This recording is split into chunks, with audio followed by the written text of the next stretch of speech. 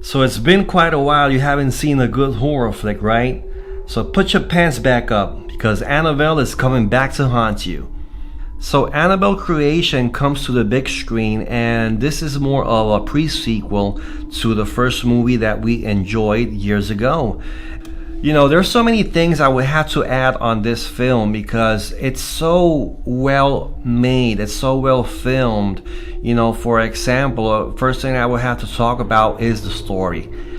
The story in this film is very unique. I believe the story gave us answers to many questions that we had. Why is Annabelle? What is Annabelle? And it just, you know, transported us in the beginnings of this. That's why it's titled The Creation. And I really like that a lot. I was very concerned when I read the news that Annabelle was coming out for 2017.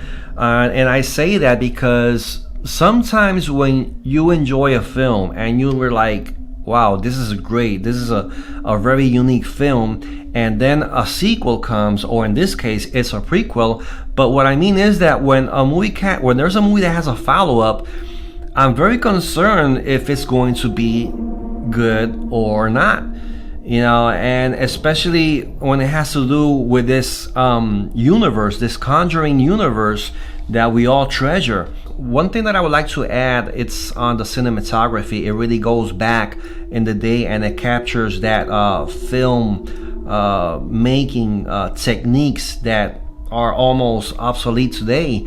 But there was one clip that I enjoyed a lot, without giving you much of a spoiler, right? But there was these girls running in the night, and you know, the camera was like tracking them all the way to the side. And it just reminded me of those old Friday the 13th films that we all love with Jason Voorhees, you know, him chasing his victims and everything. And I was like, oh man, look, that that was so cool, you know, to see that again on the big screen. One thing that I enjoyed a lot was the editing in this film. I think they did a great job, you know, because sometimes you see movies that are not well edited. For example, of that, you know, the last Resident Evil movie, that was really bad, you know. But this one, it was very well edited. I liked it a lot. And you know, editing is not easy, folks. Is a really tedious job. And sometimes when things are shot incorrectly in the camera, you have to go back and try to fix it. And sometimes you can't fix it. Sometimes you just have to deal with what you already have. This is something that filmmakers have to deal every time, you know, they're going to film a movie. But this movie has so many elements, and it just captures your attention in such a way that you really want to see the film again with a different eye. This movie is not exactly a film that has to do with girls in an orphanage. This is about pure evil, sheer terror. This is the center of this film, you know. It's what carries you all along the way, right from the beginning to the end. I thought the movie was a little bit slow at the beginning. I was like, oh my god, please do not ruin this for us, please, please, please. But as soon as bad things started to happen in the film, I was like, oh, wait a minute.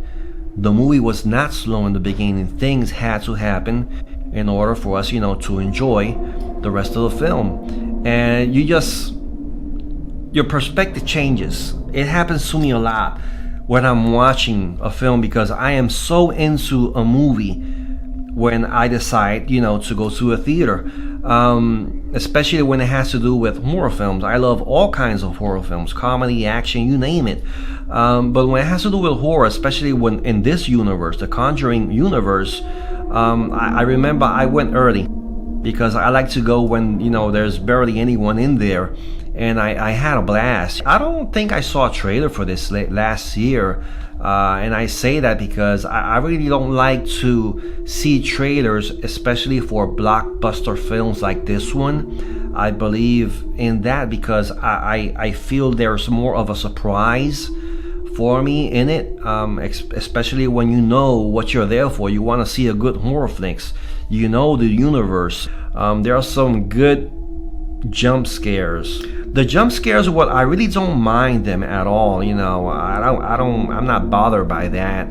As long as, you know, it had to do with the movie, as long as they are well made.